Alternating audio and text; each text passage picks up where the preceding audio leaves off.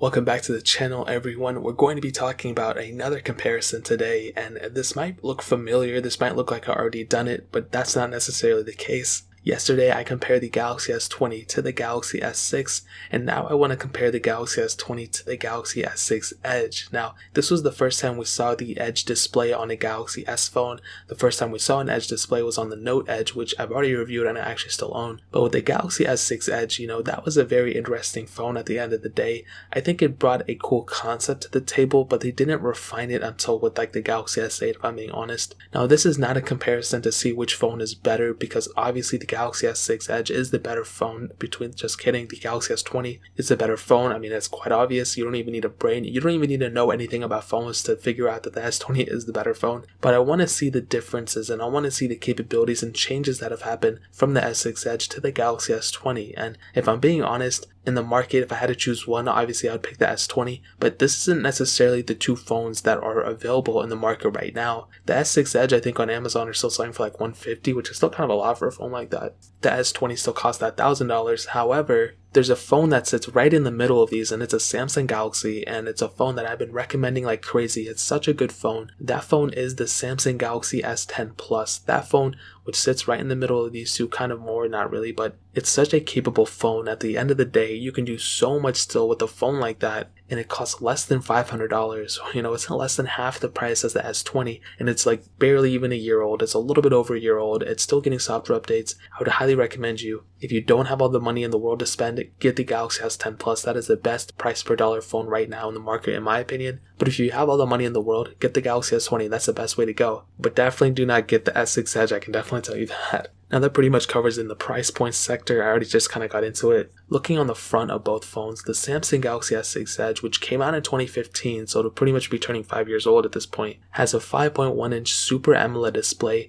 It is a 1440p display, which is really nice. I really do like that. And believe it or not, it has 577 pixels per inch, which is crazy. That has more pixels per inch than the Samsung Galaxy S20, which is pretty insane. And I do think that at the end of the day, the Samsung Galaxy S6 Edge's panel was probably not only its biggest highlight, but its biggest selling point as well, because the Edge panel itself was one thing that really marketed this phone, and it was more expensive than the standard Galaxy S6, rightfully so. It was, I think, a little bit bigger, but it had that Edge panel which looked a lot better in person, and I think it looks really cool, and I think it's a cool concept, but I would never use a phone that had that big of an edge. With the Galaxy S20, it's a little bit different. It kind of, is a little bit there. With the S6 Edge, it was just right in your face, and that's something that I didn't like and a lot of people didn't like.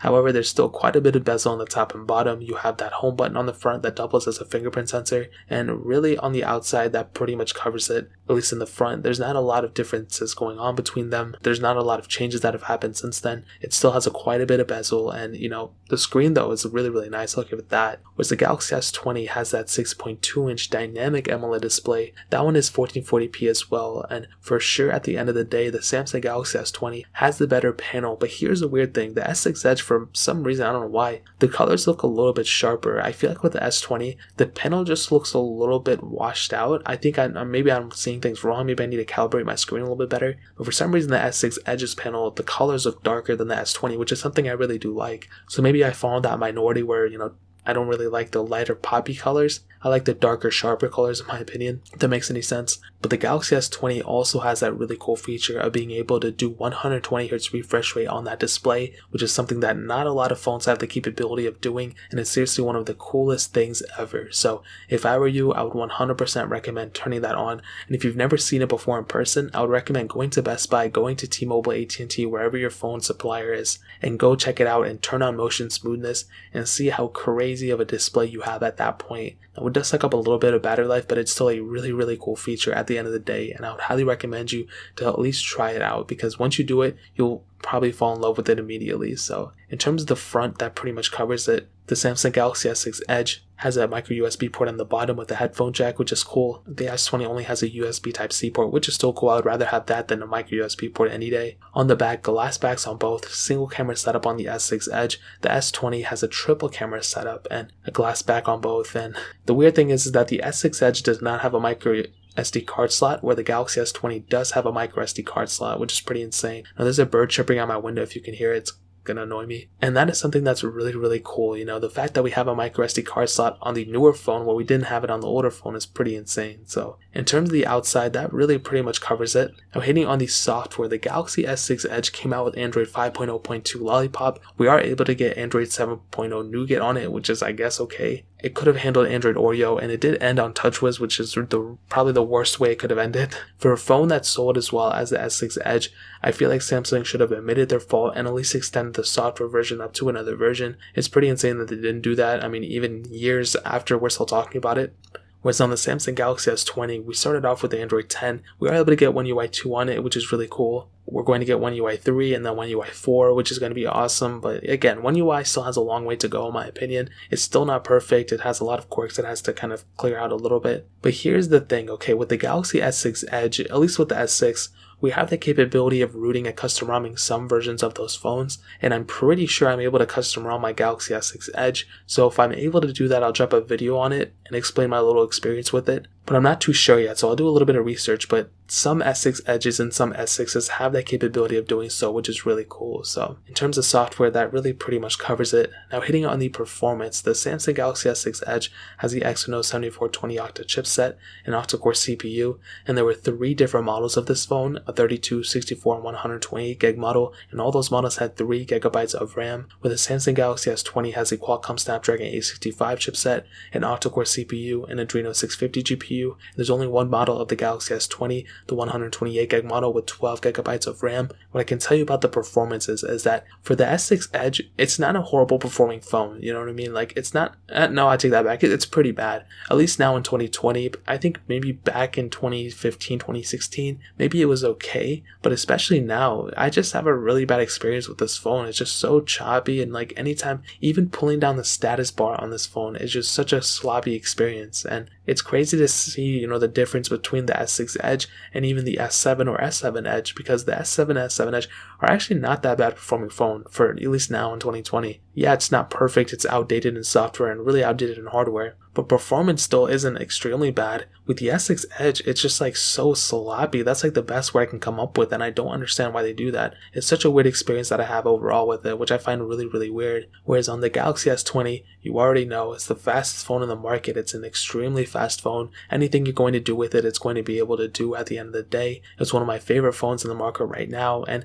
like I said, anything you're going to do with it, it's going to be able to handle, which is really cool, and I love seeing that for a phone like this. But one thing I've been saying is that, you know, Samsung phones kind of tend to depreciate a lot faster in performance than a lot of other phones, especially iOS. So if I have a Samsung phone for a long time, especially next year, I'm curious to see how fast it'll be next year, because, you know, these phones tend to slow down. My S10 is not extremely slow, but it's definitely slower now than what it was last year. Whereas my 10S, you know, it really hasn't slowed down that much. So I'm curious to see what this phone's going to be next year, but as of right now, it's like one of the fastest phones I've ever used in my life. So that pretty much covers it up in terms of performance. It's much faster than the Galaxy S6 Edge. Now hitting on the camera, the S6 Edge has a 16 megapixel sensor on the back, whereas on the Galaxy S20 has a 12 megapixel wide angle lens, a 64 megapixel telephoto lens, then a 12 megapixel ultra wide sensor. And I don't even have to say anything, I don't even have to show anything. The Galaxy S20 has a far better camera than the Galaxy S6 Edge. Not only do we have the capability of doing 4K at 60 frames, where on the S6 Edge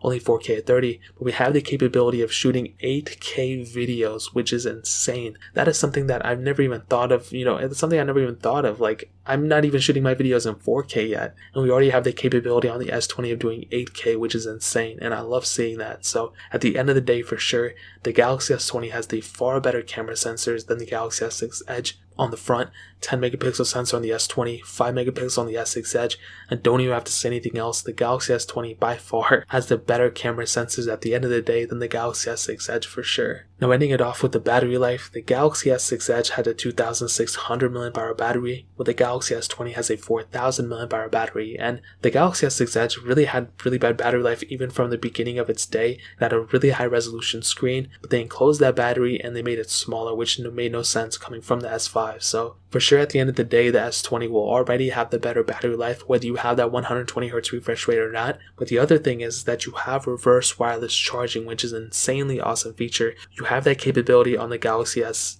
S20 where you don't have that on the S6 Edge. And to kind of sum up the video and to answer the question, bro, if I'm being honest, the Galaxy S20 is like the best phone, one of the best phones in the market right now. It's still extremely expensive. It's probably not even worth it to a lot of people, but it's an extremely capable phone for if you can afford it. Obviously get the S20. I mean, there's really nothing to hate on it. Maybe the price point and the fact that there's no E-series, but that really has nothing to do with this phone. There's really nothing crazy about this phone that made it, unbearable or unusable or anything like that yet. And the S6 Edge, I would highly not recommend picking it up. I would, just keep it away. Don't pick it up at all. If you need to, pick up a Galaxy S10 Plus or a Galaxy S10. Those two phones are going to do you far better than the Galaxy S6 Edge. And I'll go ahead and find the cheapest S10s and S10 Pluses on Amazon. I'll link them down below, as well as the S20 if you want to buy them from there. It'll be much easier for you. So that pretty much covers it. If you guys have any questions or anything, leave it down in the comment section below. Hit that like button, that means so much, but definitely hit that subscribe button. Every single subscriber that we get really does count, so it means so much if you guys can hit that. Also, check out the other links down in the description as well. My Twitter, my Instagram, my second channel. All those links are linked down below. I'd really appreciate if you guys could check it out. More importantly than everything else, I love every single one of you guys. Hopefully I'll catch you guys in the next video. Peace out till then.